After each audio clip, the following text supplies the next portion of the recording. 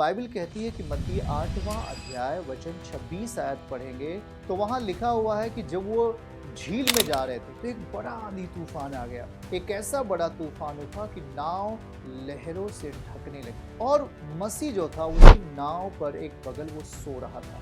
मसीह नाव पर है तब भी आंधियां आती हैं। ये संसार है, संसार का बल है, वो आएगा आएगा। और तब उन्होंने पास आकर उसे जगाया और कहा, प्रभु हमें बचा, हम नाश हुए जाते हैं। क्या वो नाश हुए क्या? आंधी तूफान आ रहा है, यह एक संकेत है दुख का। तब प्रभु ने कहा, हे अल्प विश्वासियों, उन्हें विश्वासी नहीं परंतु अल्प विश्वासी कहकर उनका संबोधन किया और कहा, क्यों डरते हो?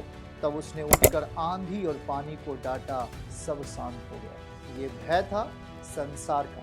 जब संसार का भय आए तो परमेश्वर के सीमा को नहीं लांघना परंतु परमेश्वर की सीमा में रहकर परमेश्वर के कार्य का इंतजार करना। याद रहे कि हम उसके कौन हैं। हम भूल जाते हैं, हम सोचते हैं कि हम एक सिंपल सा एक मनुष्य हैं, लेकिन अब आप मनुष्य तो दिख रहे हो हाड़ मांस में, लेकिन आप वास्तविक में आप उसके लहू से खरीदे हुए उसके पुत्र बन गए। आपको हमेशा याद रखना चाहिए कि मैं परमेश्वर का पुत्र हूँ।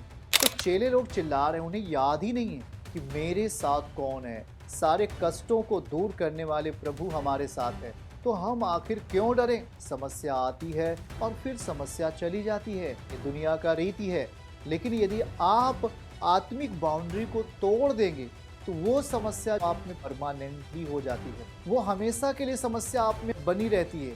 लेकिन जब हम उसके वातावरण में जीने के लिए तैयार होते हैं, हमारा उठना मसीह में है, हमारा सोना मसीह में है, हमारा खाना मसीह में है, हमारा चलना मसीह में है, तो याद रहे कि आप उसके जब बाउंड्री में हो तो आपका खास ख्याल परमेश्वर रखते हैं। आपकी जिंदगी के हर एक बातों का ध्यान मेरे प्रभु देते हैं। हालेलुया।